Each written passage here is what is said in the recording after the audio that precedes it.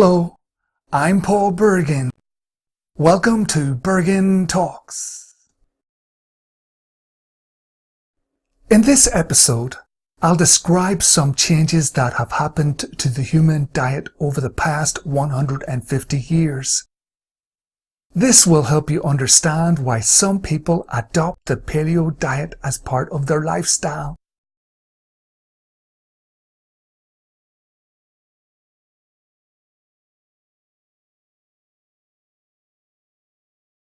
Firstly, there was a radical modification in the milling process used to produce flour from wheat. From Roman times up until the 19th century, the milling process involved grinding cereal grains between circular stones, where one stone was rotated above a fixed stationary stone. Flour produced by this method could be sifted to remove coarse fragments of bran. But even so, there would still be a great deal of finely ground bran and germ in much of the flour produced. Back then, much of the flour created, especially for the poor, was what today we would recognize as either brown flour or wholemeal flour. However, the quality of flour used by people radically altered toward the end of the 19th century. This happened because of a revolutionary change in the production method for flour. When the millstones in many factories were replaced with steel rollers that enabled the gradual removal of the outer layers of the grain. This innovation, along with improvements in the process to remove bran and other impurities in the flour that had also occurred in the 19th century, not only enabled the production of greater quantities of flour at a cheaper cost, but also allowed mills to produce a purer, finer, white flour. Actually, at that time, a purer white flour was demanded by consumers.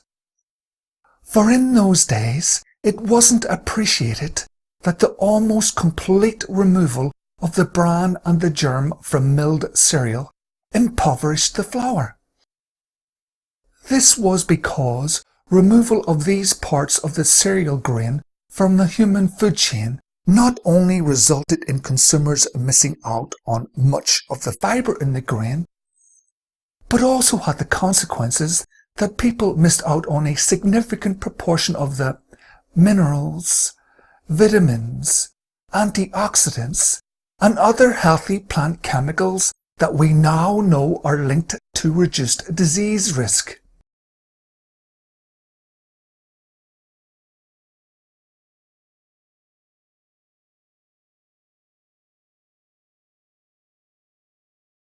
During the 20th century, and particularly since the 1950s, there was a huge increase in the consumption of vegetable oils. A concern for paleo diet proponents about this increase is that many of these oils are rich in omega-6 fatty acids. These type of fatty acids play many roles in the body. However, one of their often quoted functions is that they are the precursors for hormone-like compounds, which generally, but not always, have inflammatory properties. In contrast, the same type of compounds produced from omega-3 fatty acids have predominantly anti-inflammatory properties. A difference between today's Western diet and the one consumed by our ancestors is that the diet consumed in Paleolithic times would have been relatively richer in omega-3 fatty acids, but lower in omega-6 fatty acids. Thus, it's been proposed that the increase in global vegetable oil production has contributed to an unhealthy balance between the amounts of omega-6 and omega-3 fatty acids in our diet. This imbalance has been linked by some scientists to an increased state of chronic inflammation, which may be partially responsible for the rise in the prevalence of many diseases, including obesity, in the 20th century. Therefore, many who follow a paleo diet emphasize that we can reduce the risk of chronic disease by aiming for the healthier balance between these two types of fatty acids that existed in the diet of our ancestors. To help achieve this aim, those following a paleo diet are often advised to consume a diet that is rich in omega-3 fatty acids. For example, by including foods such as walnuts, flax seeds, and oily fish. It's also suggested to followers of this diet that they should limit vegetable oils that are rich in omega-6 fatty acids, or limit ones that have a poor balance of omega-6 and omega-3 fatty acids.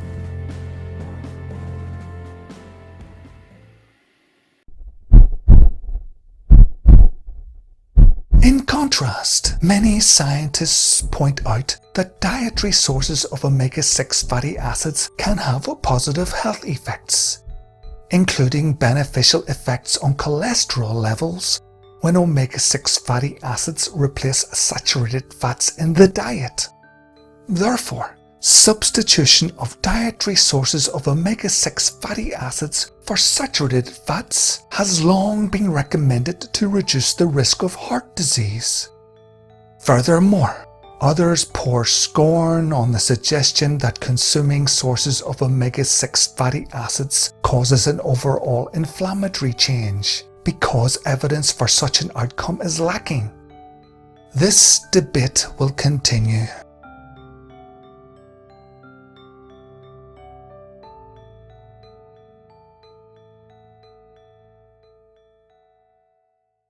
Moving on to another change related to vegetable oils.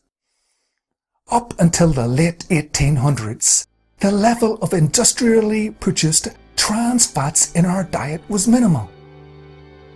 That began to alter around the end of the 19th century, when a method was invented that could turn liquid vegetable oils into solid fats. This was done by bubbling hydrogen gas under pressure through heated vegetable oil. Not surprisingly, the process was called hydrogenation. If hydrogenation continues to completion, a hard, brittle fat is produced.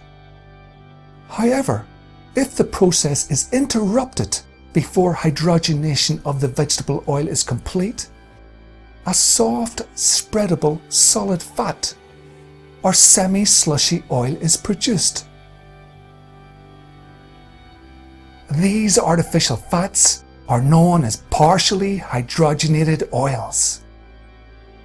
Today, we know that these oils constitute the main source of trans fats in the Western diet, and that in the past, up to 60% of the fatty acids present in partially hydrogenated oils were trans fats. Unfortunately, when they were first manufactured, there were no concerns that these new fats could be harmful. By the 1950s, the use of partially hydrogenated oils had become widespread, and despite an article appearing in the well-known medical journal The Lancet in 1956, which contained the prediction, "The hydrogenation plants of our modern food industry may turn out to have contributed to the causation of a major disease," the use of partially hydrogenated oils accelerated into the 1960s and beyond. This was not only because products that were manufactured with these oils, such as margarine and vegetable shortening, tended to be cheap and had a long shelf life, but also because of public health campaigns that encourage people to limit the consumption of foods high in saturated fats such as butter, lard, and palm and coconut oils.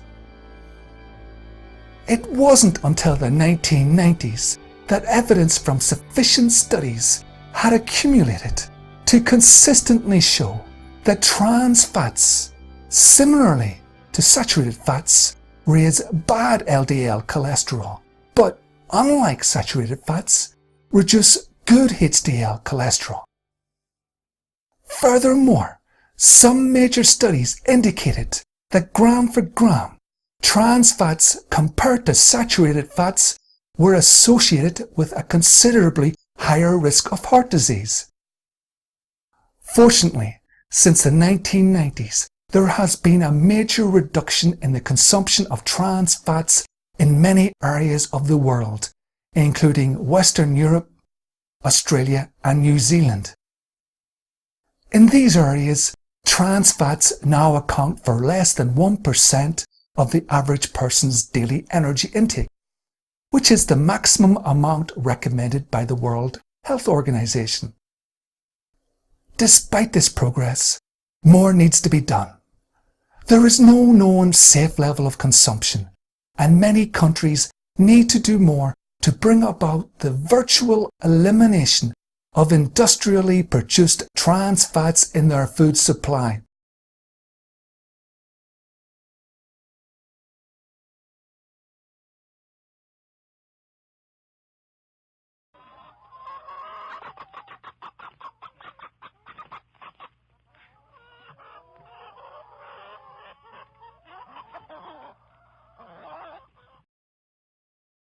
Significant changes have also taken place in the way livestock are produced. After the end of the Second World War, government pressure to increase the availability of cheap food brought an increase in the intensive confinement of livestock. This led to higher stocking densities, which in some situations, particularly in indoor environments, caused an increase in welfare problems due to the reduction in the ability of animals to exercise and engage in natural behaviours. Other welfare problems included an increased risk of lameness in livestock when flooring was poor, and respiratory problems when ventilation was inadequate.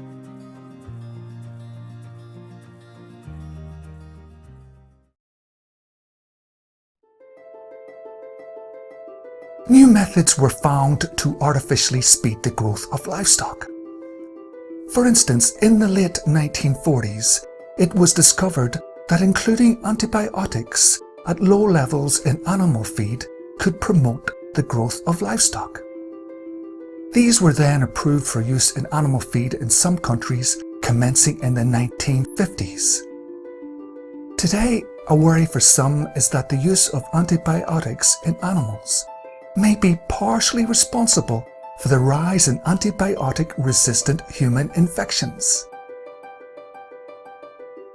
Around the same time that antibiotics began to be used in animal feeds, steroid hormones started to be used in cattle. A public health concern about hormone use in livestock is that residues of hormones may remain in meat, which may possibly have toxic effects on humans, including increasing the risk of cancer and adverse effects on reproductive health. Throughout the remainder of the 20th century, antibiotic growth enhancers and steroid hormones became to be widely used. Currently, steroid hormones and antibiotic growth enhancers are still used in some countries. However, their use for growth-promoting purposes in livestock in the European Union has been banned.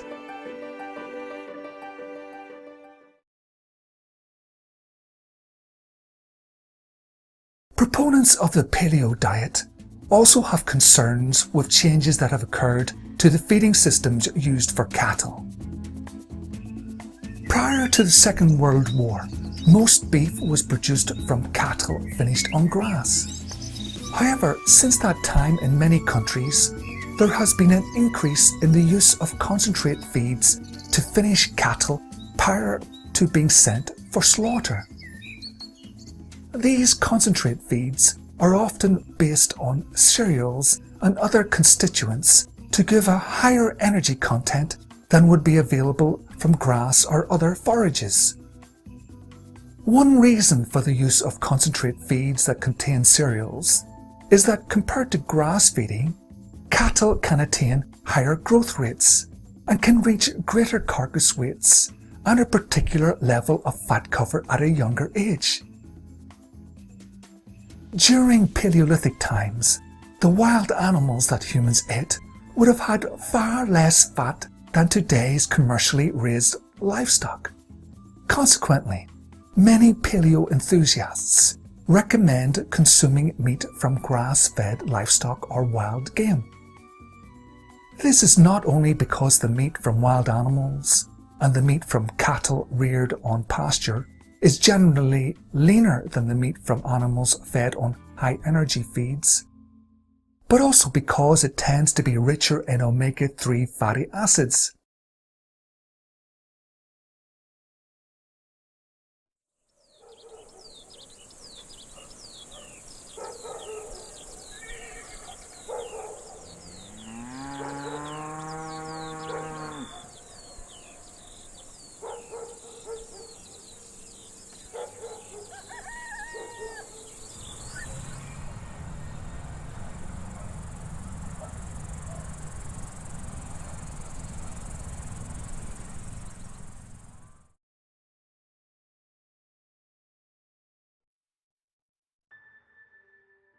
Those were just some of the changes that have occurred to our foods since the end of the Paleolithic era.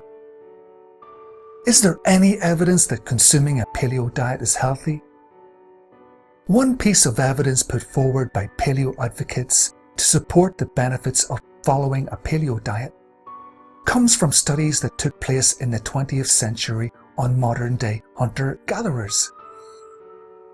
A reason hunter-gatherers were studied was because they represented the closest available approximation to the lifestyle of humans who lived in the Paleolithic era.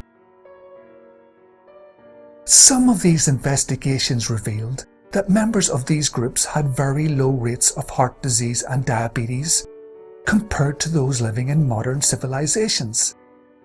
Typically, the hunter-gatherers studied were also leaner and fitter than their Western counterparts.